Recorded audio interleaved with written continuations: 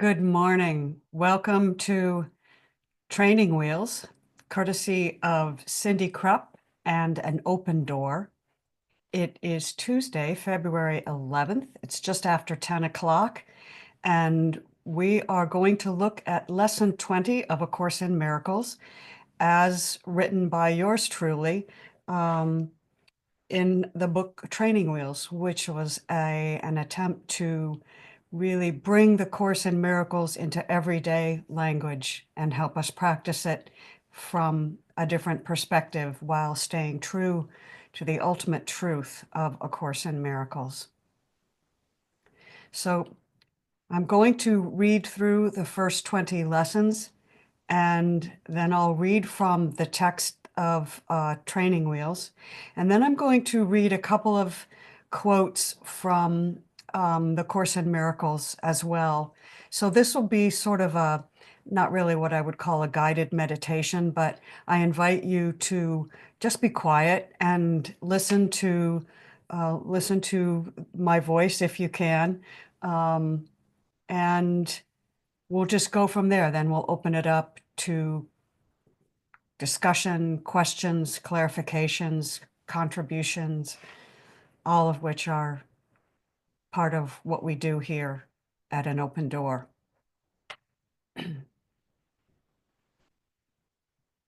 So settle in. You can keep your eyes open or closed. Let your heart area soften.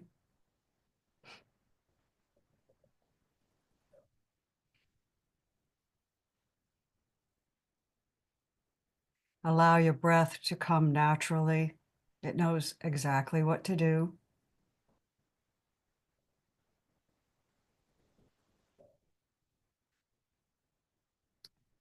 Place gentle awareness on the breath. It's its own inner meditation device. We can take the breath with us wherever we go at any time. And just by placing attention on it, go into our heart center. And then we can go more deeply and more deeply as we stay with the breath.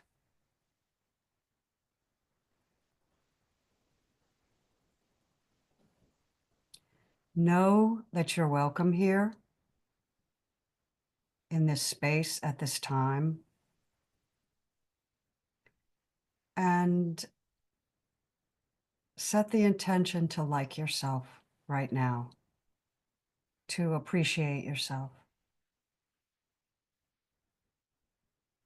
for no particular reason at all.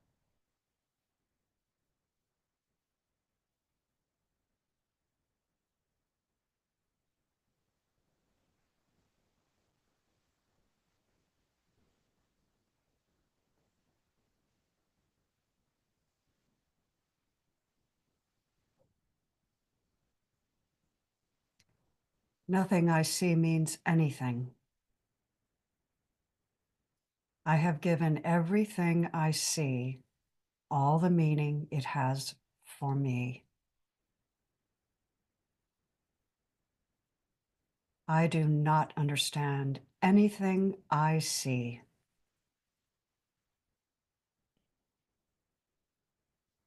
These thoughts do not mean anything. I am never upset for the reason I think. I am upset because I see something that is not there. I see only the past. My mind is preoccupied with past thoughts. I see nothing as it is now.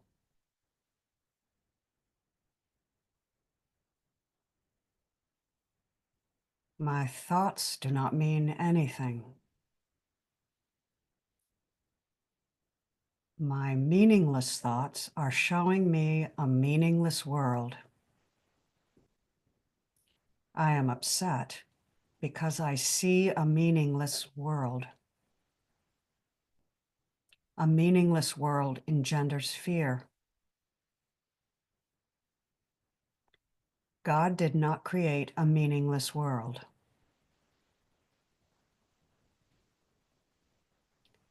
My thoughts are images I have made. I have no neutral thoughts. I see no neutral things.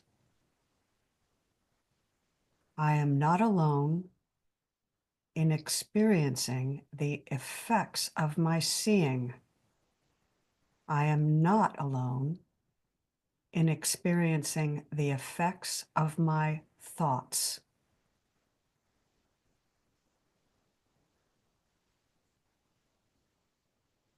I am determined to see.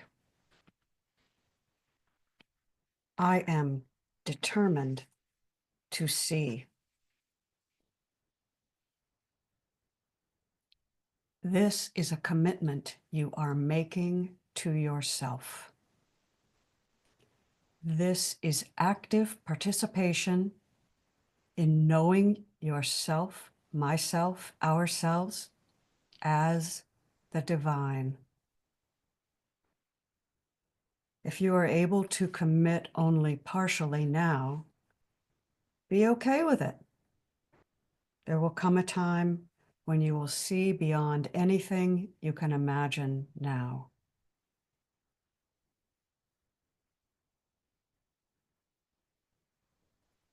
True seeing is inner vision. True hearing is inner hearing.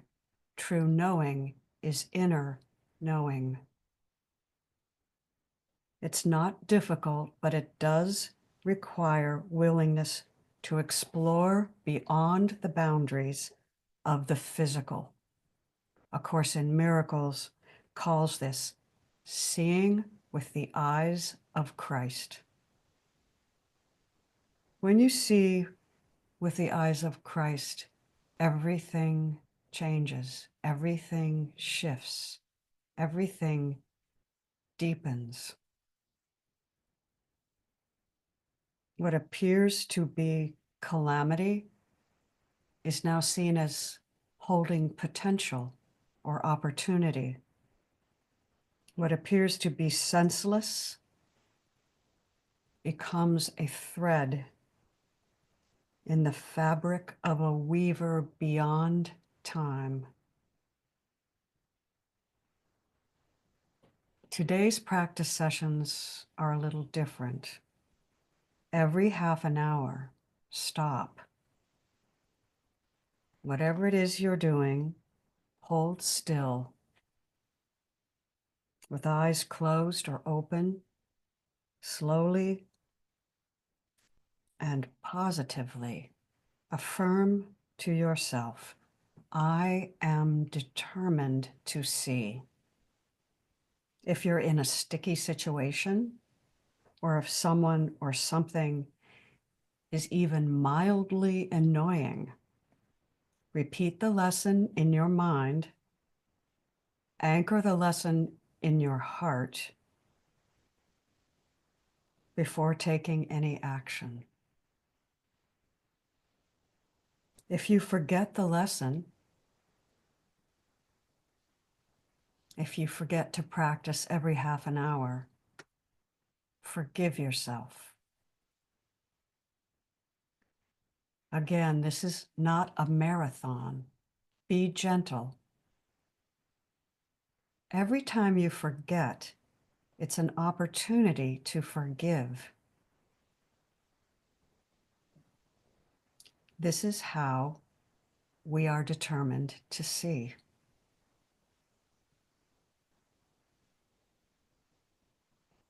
The last thing A Course in Miracles wants to do is promote guilt or self-retribution or frustration or even mild annoyance with yourself. A happy learner is most open to learning. Have fun with this lesson. You can set your watch or your phone, or you can just set your intention. But do give yourself the gift of this lesson. Its benefits are many. This is the beginning of loosening the certainty of the egoic mind and the beginning of knowing the certainty of all that is.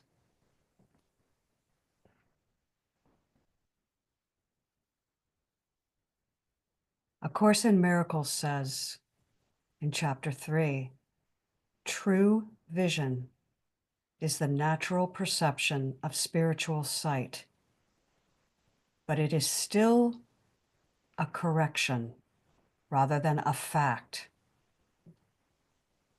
Spiritual sight is symbolic, and it's therefore a device for knowing. It is, however, a means of right perception, which brings it into the proper domain of the miracle.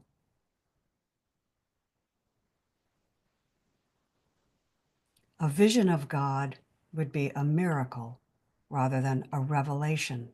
It would be an inner vision given to oneself through the miracle of opening to Source, of being determined to see. But the fact that perception is involved at all still keeps the knowledge, or it still keeps the experience of knowing from the realm of true knowledge. That is why visions, however holy, do not last. That is why when I say I am determined to see, it is the first step.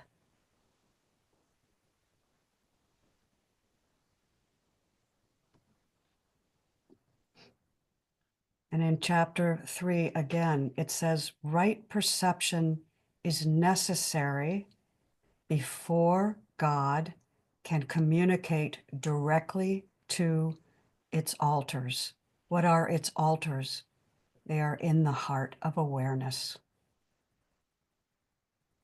Who established those altars? God did. That is where God communicates his certainty, and his knowledge will bring peace without question. Knowledge preceded both perception and time and will ultimately replace them. That is the meaning of Alpha and Omega, the beginning and the end. And before Abraham was I am.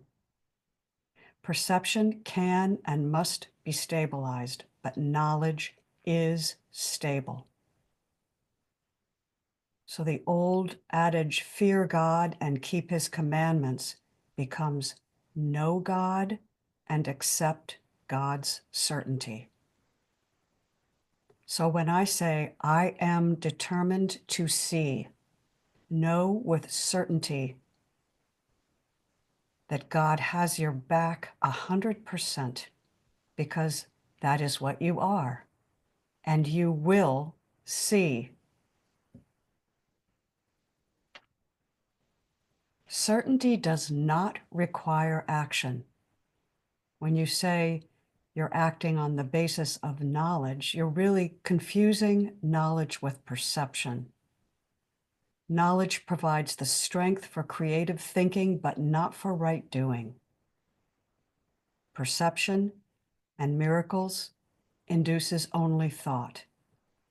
So even in its most spiritualized form, perception involves the body, but knowledge comes from the altar within, and it's timeless because it's certain.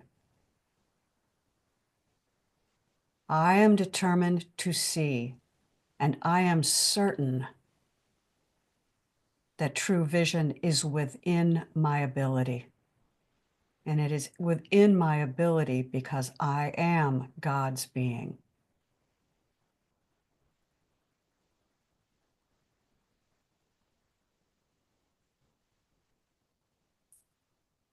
I am determined to see. requires no action on our part. It requires only desire and intention. So every half an hour today, remind yourself that you're determined to see, and then do nothing. Rest in being. Source will do all the rest, providing all the opportunities for you to remember, to remind yourself that you're determined to see. Wearing the path back to the center of truth in the altar of the heart over and over and over again until it becomes only that.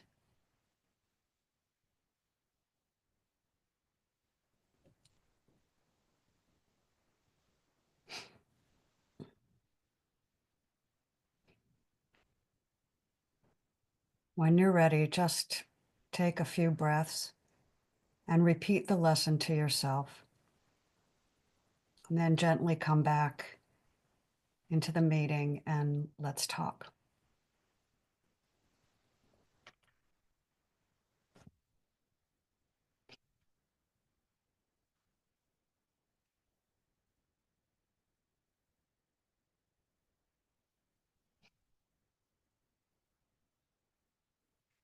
I will share an experience with this, something that happened yesterday.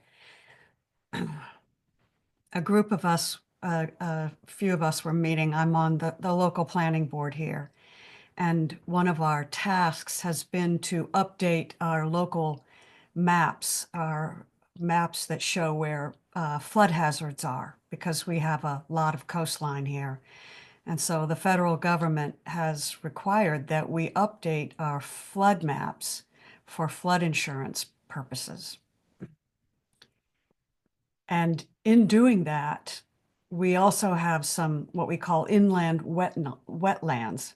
So our maps mapped some of the inland wetland areas as shoreline that needed special regulation in order to protect homeowners, property owners from flooding. Well, those inland areas should not have been mapped. And we met yesterday with some people that were absolutely outraged because their property was now shown as being protected. And they were livid, especially one of the women. They come from a family in Harpswell, an old family that's been here since the 1750s or 60s. Okay, David. Oh, all right. Going to the ER. Okay.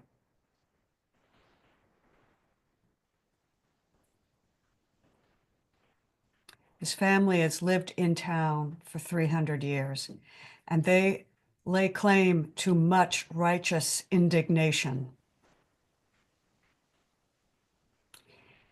And so in the meeting yesterday, one of the women, yes, David, sending good juju to you. We can walk and chew gum at the same time here in these meetings, can't we?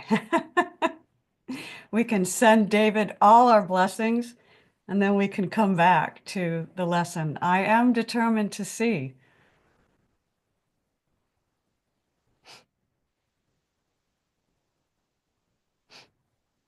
So sitting in this meeting, this woman just going off at the staff, I looked at her and I brought up the rose. We've talked about the rose, and I put the rose between her and myself. And I was determined to see that rose. And I worked at the color, at the way that the petals were defined. I worked at the stem. I even tried to smell the rose. And I put that between herself, using my inner vision in my heart, and I trusted that the Holy Spirit would take all of the feelings that I had, which were annoyance, anger, a sense of defense, great defense, and just run it right through that rose into perfect harmony, perfect vibration, so that when it hit her, it was in perfect holiness. And she was with us for probably an hour, and I spent an hour keeping that rose up there. Why? Because I was determined to see the rose, determined to bring the Holy Spirit into that meeting. So that's my experience with it. All of you are practiced in these lessons. So I invite you to share how this being determined to see has worked for you. Let's open it up.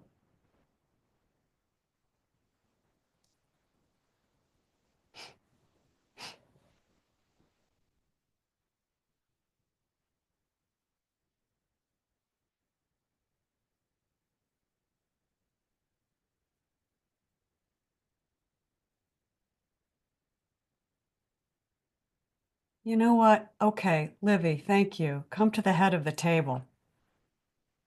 Were you gonna say something before that? I was going to invite us to just take a minute to send good thoughts Dave's way. Do you want to do that? Yes. Okay, so I'll time us. Let's just take a minute and let's just sit in silence and I'll time us. 1 minute.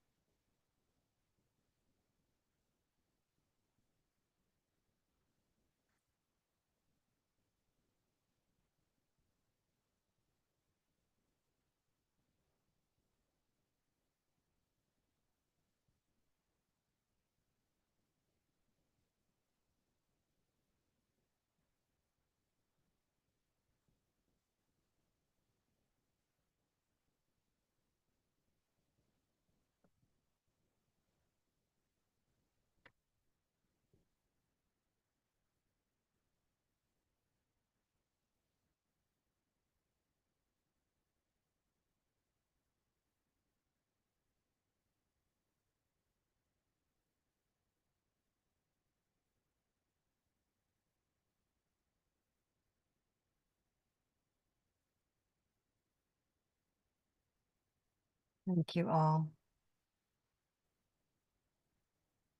Sending love and light to David and to all the people that are helping David, to David's family, and then extending that love and light, the pure innocence of being, to everyone here who needs it, to all of us, to Barb. Sending it, it knows exactly where to go.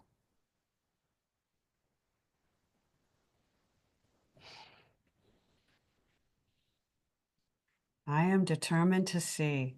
Livy, come to the head of the table. Ah, Livy's frozen.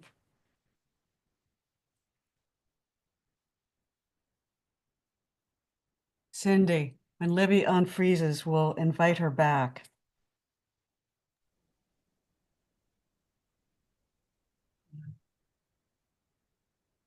So since there's space, I'd like to just speak out loud the experience I was looking at today, if that's okay, Mhm. even though it's based on the teachings of the guides, which are all the same. I'm watching Libby. The moment she comes back, um, I did a lot of reading this morning, and hopefully she'll come back.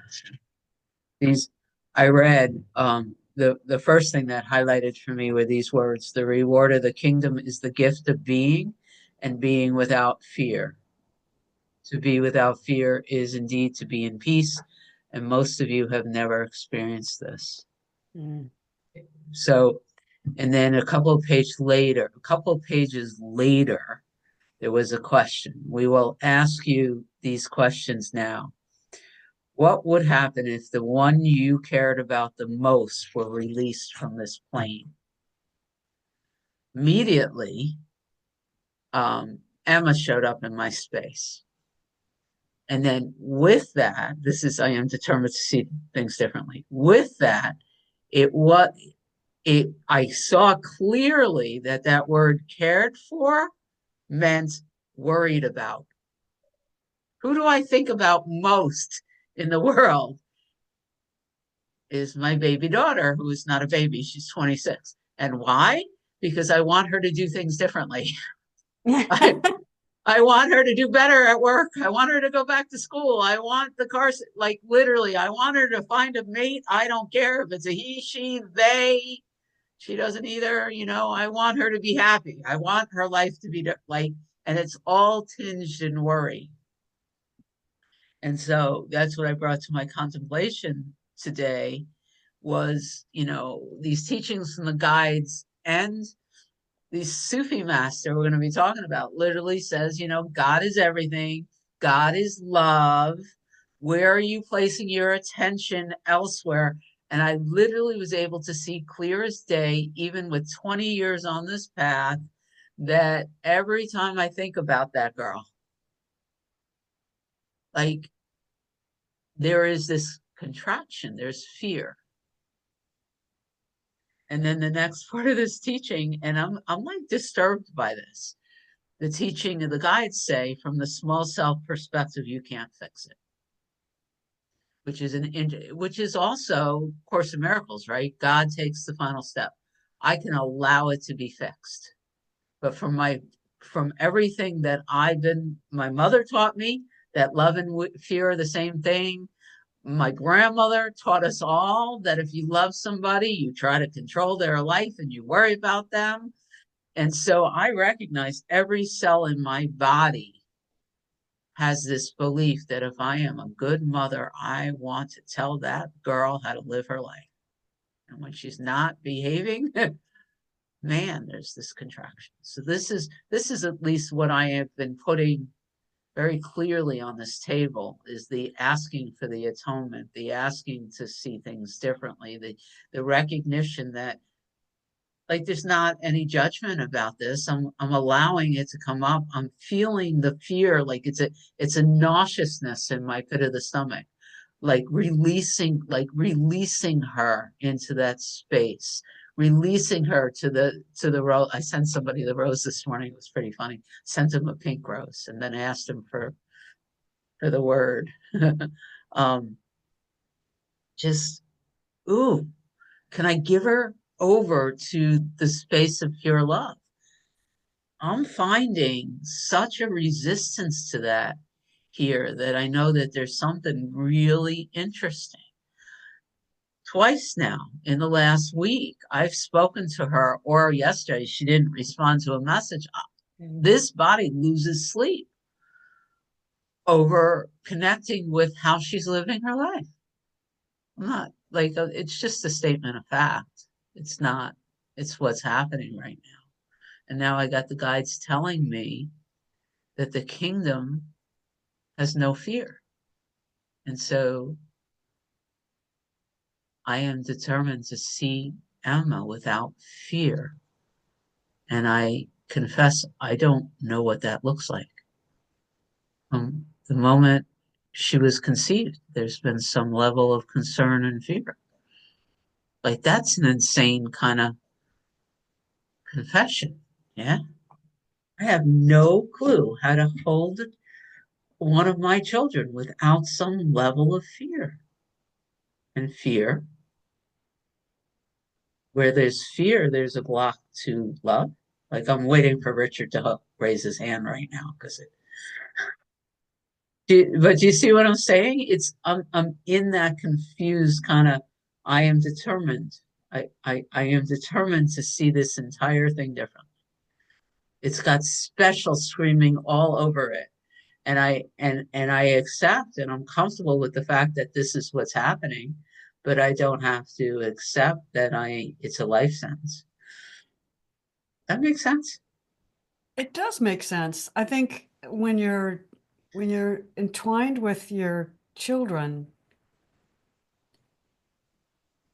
you know, it's the same thing we studied with the telepathy tapes. You know, the autistic kids are really deeply entwined with their mothers and with each other, but a lot of times the telepathic link is with the mother. You know, what you're talking about reminds me of Don Juan. Remember when the teachings? Oh gosh, it was in the the 70s or 80s when the shaman and the guy did the peyote. And anyway, the Don Juan shaman said when he looked at a mother, sometimes he saw a hole in the center of her energy field, and that hole was from the child. Well, deep in every cell of my being, what I want to do is love my children, both of them, purely. And as a good course student, I know I can't love and fear in the same space. Right. And every time I think about her, especially the other one right now, feels like she's got her shit together. She's got a boyfriend I like. She's got a great job. She's paying off her loans, whatever. Um, but I just like there's a sick feeling in my stomach that recognizes that I'm holding a fear energy directed specifically about the people I care about most. Hmm. And so that like I don't want them out of my life. Just I want to be able to love them the same way I love them like 99% of the rest of the population, you know? So anyway, that's I'm putting it out there relative to where I want to see things different. Yeah, you're bringing it to the light, Hmm. which is all we can do. And then in the determination to see things differently, it's not the small self that makes that happen. Small self, as you said in the beginning, doesn't have a clue about seeing, right? So,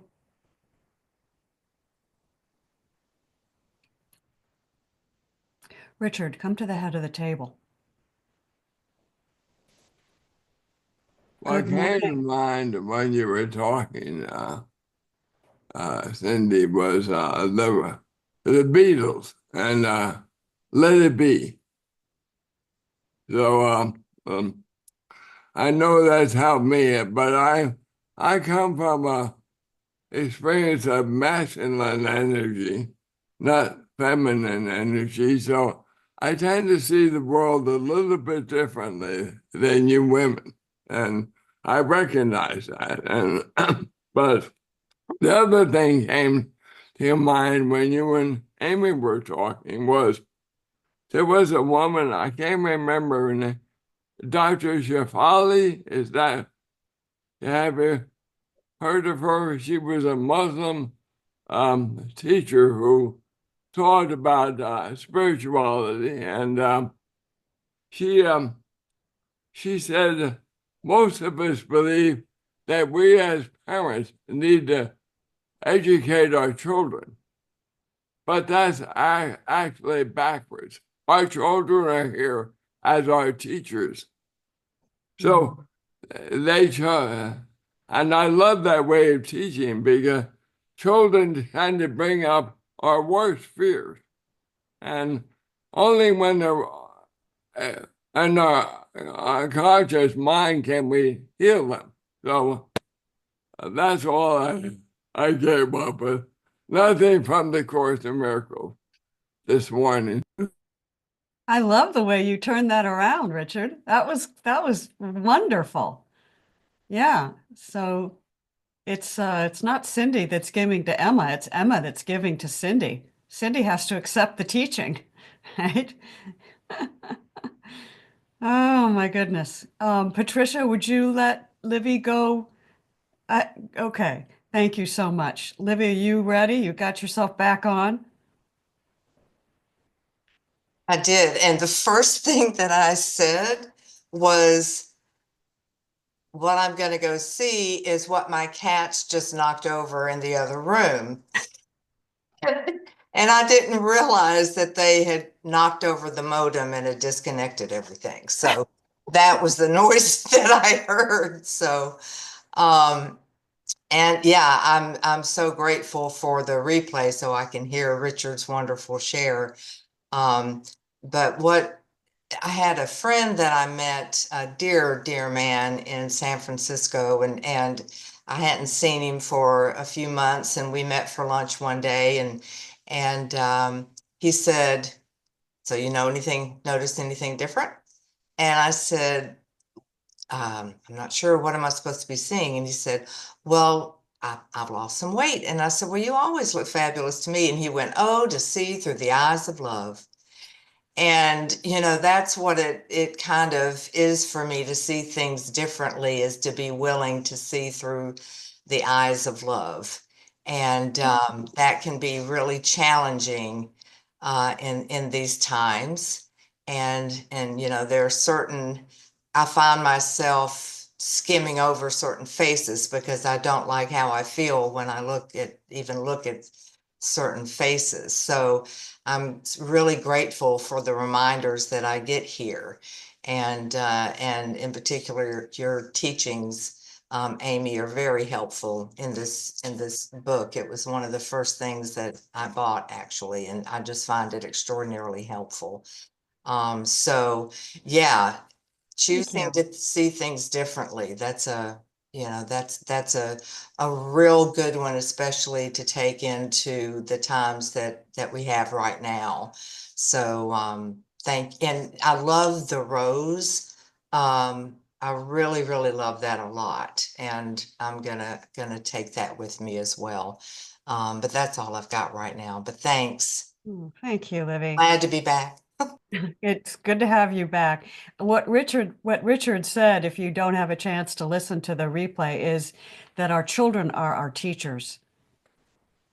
And so, and that's so often true, isn't it? And I think what I love about this simple lesson, I'm determined to see things differently. It is a statement of intention. It's almost an act of forgiveness in itself, in that it's a turnkey. It's a willingness to say, I don't know, and just as forgiveness opens a door to perceiving things differently, that's what this does.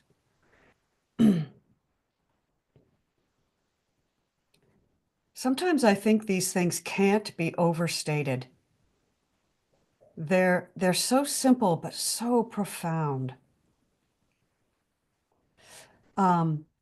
Patricia and then Sandra. Good morning, everyone. Sorry I was a bit late. Good to see you all. And blessings, of course, to Run. What I was thinking about my own daughter. And I find, and she brings out to me my control issues. Like, I want to control her. I want her to do something differently. It's same with my grandchildren.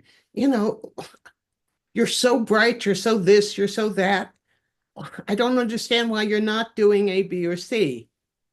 But that's the world according to me. And boy, it's hard to let go. It's hard to let go of those beliefs. I mean, they're true for me. They are bright and delicious children. I mean, children, young adults. And I want the very best for them, but it's what I want, not what they want. And boy, my daughter really brings that home every time I talk to her. She said, knock it off, Mom. As a reminder to just get out of the way. And it's so hard for me to do that sometimes because I see it so clearly, according to me, of course. But to see, but to come, and this is so helpful today, to be able to see my grandchildren and my daughter as from a place of love shifts that. It just kind of relaxes it all. It softens it for me. So thank you very much for this today. I needed it. Thank No, thank you. I think a lot of us grew up with mothers for whom how we performed in the world was a mirror of their own egoic need, right? And and that's a tough it's a tough way to grow up, but that was the tradition, you know. And it's almost like I'm gonna give you all my neurotic tendencies because they have helped me survive in the world, and I trust that they'll help you survive in the world, right? Yeah.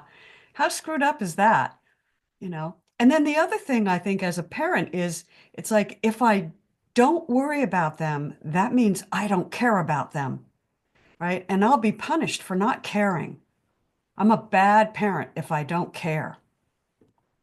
And if I just let go and say, hey, this is your road show. You take it where you want to take it. I'm here if you need me to be here. If you don't call. I'll probably call you, but I won't be laying my trip on you. It's your own trip. That kind of smacks, yeah, that can be can bring up guilt as well, because then you think, well, I don't care enough, you know? Guilt is not synonymous with love, right? It's just not. It's a tricky business. you. You're damned if you do and damned if you don't. You can be exactly right. Exactly right. And Sandra, your turn at the head of the table. Hi, everybody. Good morning. Um, yeah, these lessons are so beautiful, and I agree that Training Wheels, I love the way you express the lessons, Amy, through Training Wheels. I'm so glad I have that. Yeah, being a mom, what a ride. I have 3 daughters. So what I was thinking of were 2 different things. And now, since I've been a part of this community with you, Cindy, it seems like every time a topic comes up, a song comes in, Kali Gibran comes in. Kali Gibran, your children are not your children. Yes, love that. They are life's longing for itself. And the song that came in was Crosby, Stills, Nash and Young, and I don't even know the name of it, but it's you who are on the road must have a code that you can live by. That song. And it's about your children. Feed them on your dreams. The one they pick is the one you'll know by. And a shift happened to me during my 12-step program, a big shift. And it was even prior to a spiritual awakening. And the shift was when I accepted step 1. I mean, really accepted it. I knew it, I practiced it, but when I accepted that I was powerless over people, places, and things. Yes, alcohol and drugs, but people, places, and things is what I learned. I am completely powerless because I thought I had power. And boy, will children teach you that you do not. I mean, you can try every trick in the book, every speech, and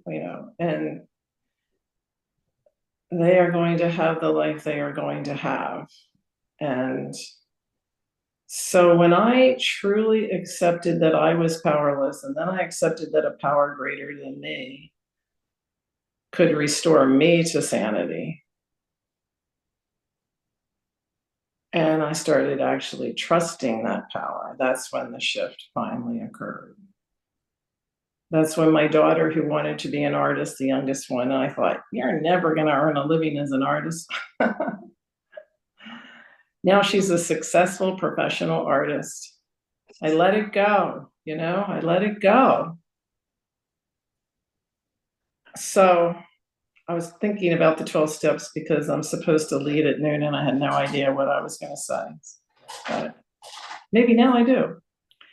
Back to Crosby, Stills, Nash and Young. The line I love is, feed them on your dream. The one they pick's the one you'll know by. When I had a spiritual awakening, this is my experience. My experience with my two daughters, the oldest one and the youngest one. When I stopped being in their business. Oh, I learned in Al-Anon there's two kinds of business, my business and not my business. So when I stopped thinking about and worrying about their external lies and started sharing my internal spiritual awakening, when I was feeding them on that dream rather than you need to be a teacher, you need to have, you need to have secure financial security. When I let all of that go and fed them on the dream, that's when we really connected. That's when they started wanting to talk to me about things. That's when they actually started talking about the things that were going on in their lives, and the answers did not come through like, these are the steps you take in the world. It's like the answers are in your heart, sweetheart. You have all the answers. And the one they pick is the one you'll know by. I love that line. It's like when you're telling them all this stuff, which we do as they're growing up, and do your homework, don't use drugs. That one never worked.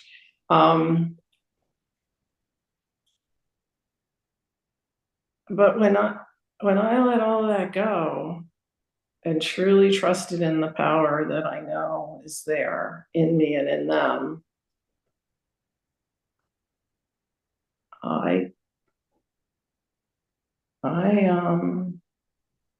we connected.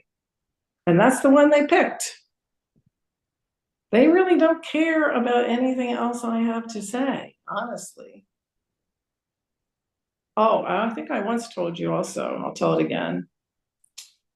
I had this long talk with my oldest daughter. I was always talking to her because she had so many problems in her life. She had an abusive husband. He was an alcoholic. He wasn't paying the bill. I mean, it was hard. It was a horrible situation. So one time, I was always talking to her about all those things. And then one time, after I knew that wasn't right, she was talking to me for half an hour on the phone, and I did not say a word. I remember that. I didn't say a word, not even yes or uh-huh. I was just completely quiet, holding a space of love.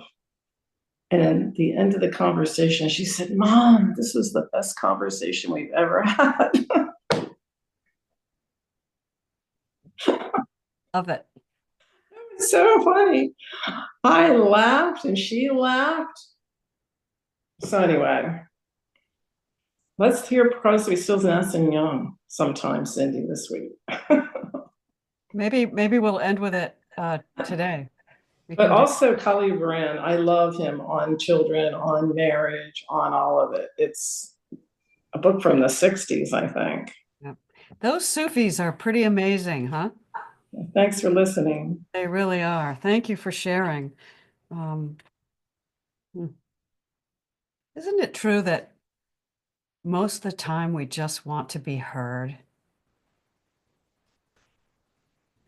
And it's such a gift. It's such a warm bath to be able to open up and know you're being heard. What a beautiful thing it is to be a good listener. Mm. Cindy and then Richard. Yes, I have the song, the official music video. I'll play it when we turn it off. But that's not when I raised my hand. I raised my hand because I heard Patricia say, "You're damned if you do, and you're damned if you don't." And I wanted to push back on that for just a moment. The guides, who I love their language, what they say very clearly is what you damn damns you back. What you love loves you. And I live with that. And in a contemplation recently, I heard what you damn, DAMN, damns you, DAM. And I understood quite clearly that whenever I am using that word damn, whether I'm damning myself or another, I have put a kink in the flow. And there's a period at the end of that statement. So that's really why I raised my hand. There's these subtle statements that we make as human beings that can be so damaging when we want to rise in vibration.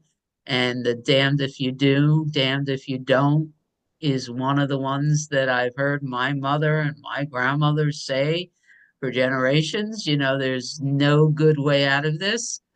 There's no good way out of this for the small self. But when you surrender it and ask for the forgiveness or the atonement or whatever you want to do, something new can be made from it. So I couldn't, well, I chose not to ignore that statement, but to have another way of looking at it. And I appreciate the other way of looking at it. And I'm going to choose to look at it from that perspective. Thank you, Cindy. Yeah, that's And I beautiful. do have the song when we're done. Did Richard have his hand up? No, he says no.